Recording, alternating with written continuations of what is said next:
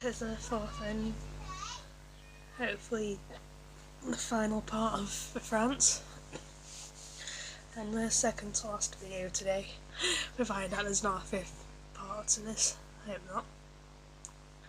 So yeah, so we're going to be going over a bit about someone's excited about their birthday.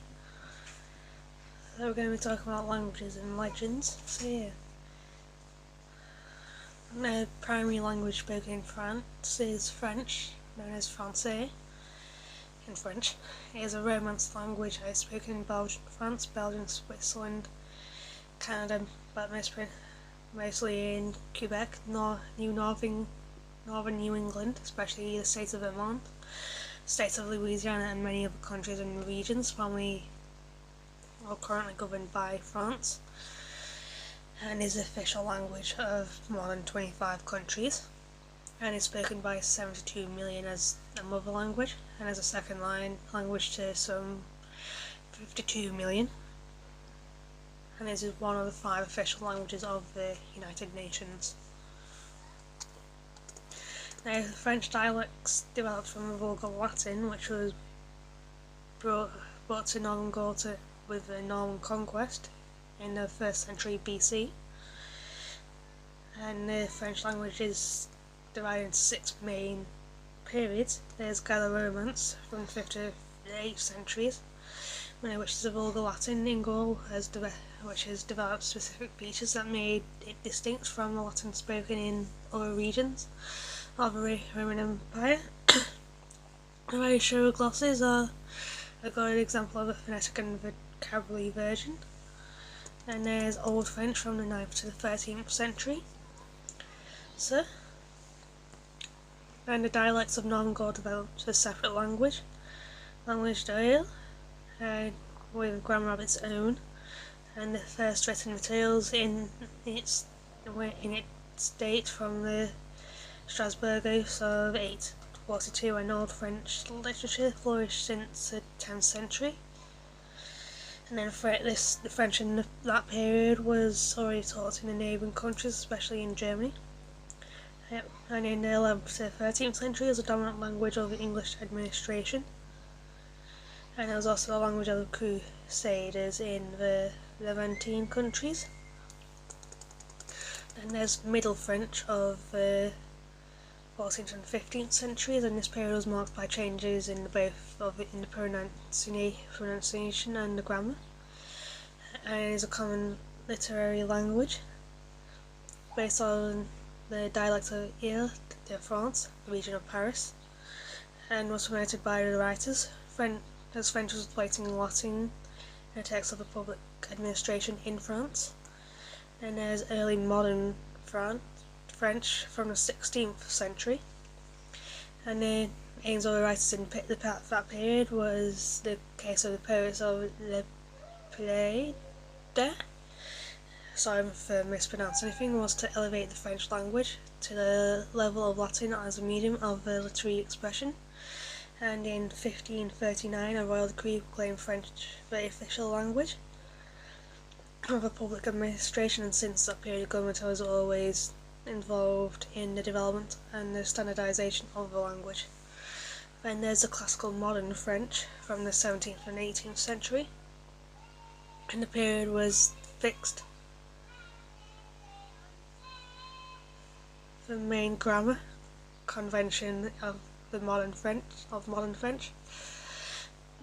And by then it was used as an international language throughout Europe, and even in the administrative correspondence of countries as Germany. The colonial expansion of French spread to America, to Canada, Louisiana, and some of the Caribbean islands, for example.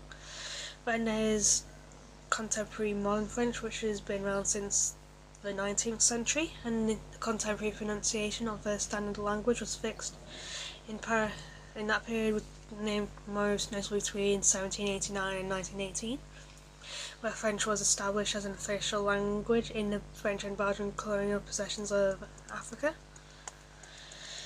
And the standard of the French is based in the dialect of Ile-de-France, technically known as Francien, which has been the official standard language since the mid-16th century.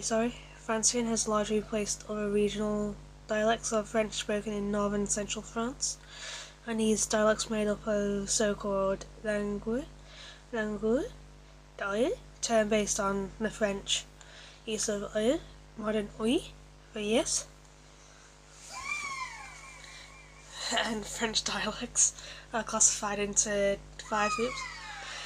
Sister going mad with the karaoke set we have.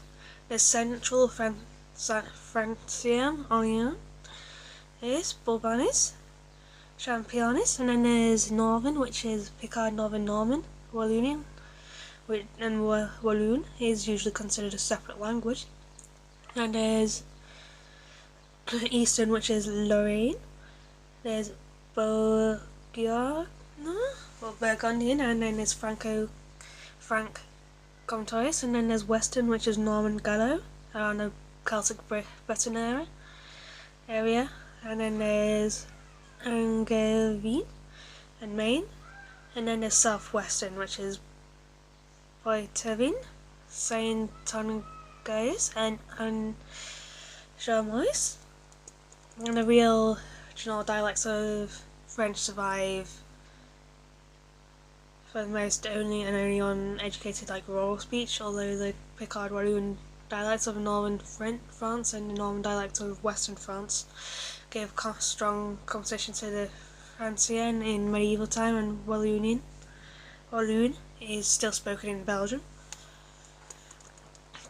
And the French language of Canada, originally probably northwestern dialect type, has developed a lot of individual features that exist in many French-based creoles, like in Haiti, USA, and the Caribbean islands, for example.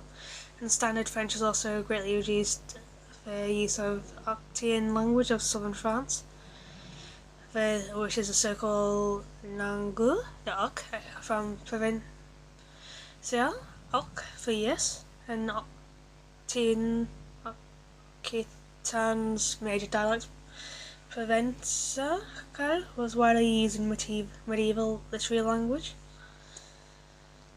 and there's like 200 many ways of actually saying French. This work can be kind of hard to do, especially at GCSE level. So as got a D in GCSE French, which isn't too bad, I suppose. And then Northern France, where a synthesis of Roman and Germanic traditions brought about the development of a new spiritual and institutional patterns that replaced by ancient Greco-Roman culture and civilization in western parts of Europe, was the core around which was formed the Western world. French was a language in which were fixed notions of Western culture, and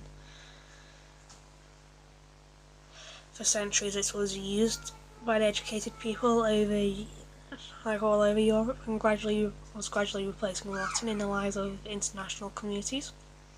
And as a result, thousands of French words were absorbed into European languages, and both in the western and in the eastern parts of the continent. For the growth of the Western culture, the French linguistic inheritance is maybe as important as the ancient Greek or Latin.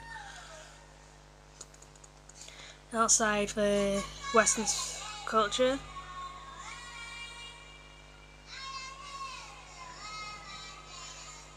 everything she's outside. Outside the sphere of Western culture. No. Nope, she's in a bedroom. Arabic and Turkish have modernised their vocabularies by numerous borrowings from French.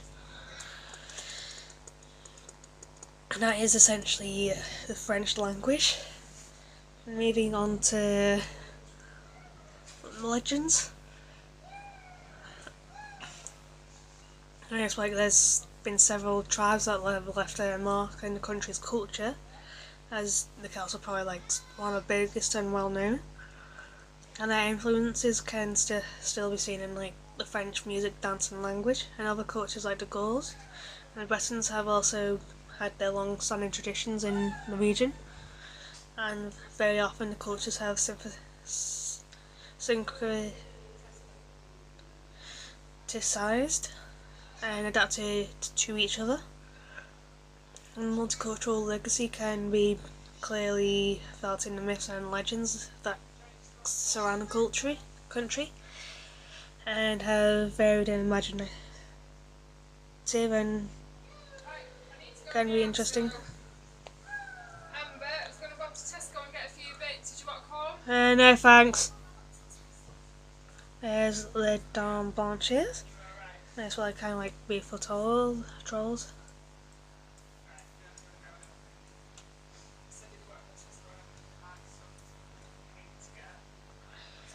And then these white ladies eternally await the bridges for handsome young men who need to cross.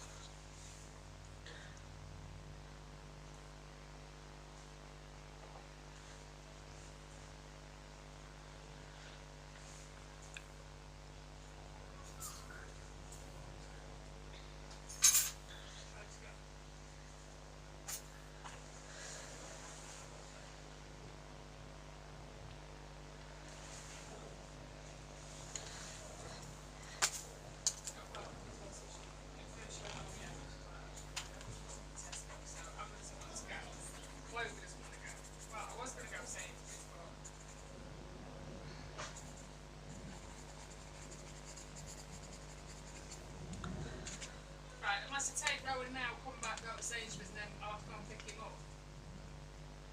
Because I've just said we're going to Tesco, and he's like, what, go to Sainsbury's?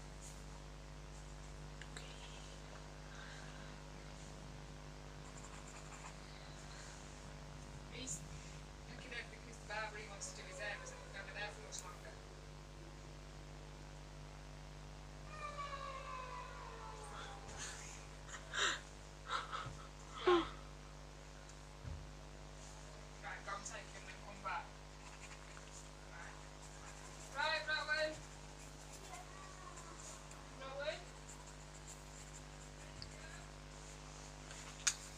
So yeah, and the white ladies kind of enjoyed the simple joy of dance and for like a willing partner. And when a young man tries to cross the bridge, they'll ask him to dance with him, and if the man agrees, she'll let him pass without any problems, and he will be none the wiser to her potential danger. However, if those unlucky men who are not suitable dance partners and who refuse the invitation will be thrown off the bridge. So yeah, take a couple of dancing lessons and hope that you don't get thrown off a bridge. And always dance with them. Then there's Uncle, and as I'm familiar with a kind of it's like as a familiar image of the Grim Reaper, who wears a black cloak that covers his face and carries a safe and causes fear. But unlike the Grim Reaper and Cobble, he's not charged with killing those whose time has come, but he embodies the same physical characteristics. Anko's job is to guard the souls in his graveyard, collecting the ones that have been lost and bringing them into his realm. In some stories, Anko is an unfortunate soul that beats all others at the first death of a year, and is then charged with guarding the souls of others until the year is past. In other stories, he is forever doomed to fulfill his task and cannot leave it, like ever.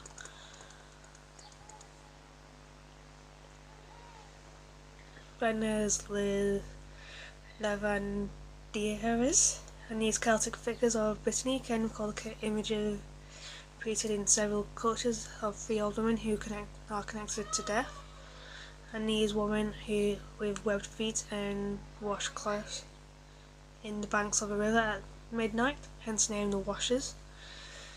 What makes the image of these women like so morbid is that the clothes they are washing are old and torn rags and were worn by those who are about to die. Hence, they invoke the image of death and waste him away. That would make anyone's hair stand up. And there's the European dragons, and in many European countries, dragons are an intrinsic part of French medieval mythology because of their resemblance to snakes. And dragons were the perfect emblem of the brave, like Christian knights. They're like Saint George and all that. They left in epic journeys of honour and valour. In which it rescued like a damsel in distress, and several images and stories of dragons were produced, including images of Christian saints fighting them. So yeah. So this is the last part of the France, and yeah, let me know what you thought of it. And yeah, hopefully tomorrow and from now on there'll just be one video for everything. Fingers crossed, I said, and tomorrow's might be in several parts as well. So yeah, I'm gonna say bye for now, and I'll see you later on for the news. So yeah, au revoir.